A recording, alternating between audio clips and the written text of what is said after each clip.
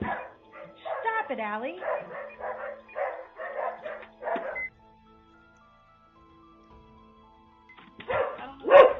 Boys, in the house.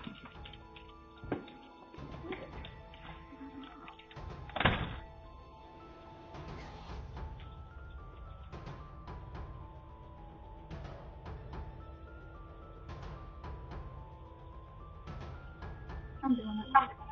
Wait, he's leaving. Hey, he's coming back. Nope, nope, nope, I'm calling. James, she doesn't want to talk to you.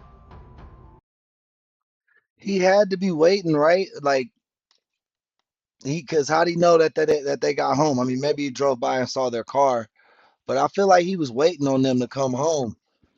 His face looks hella evil too.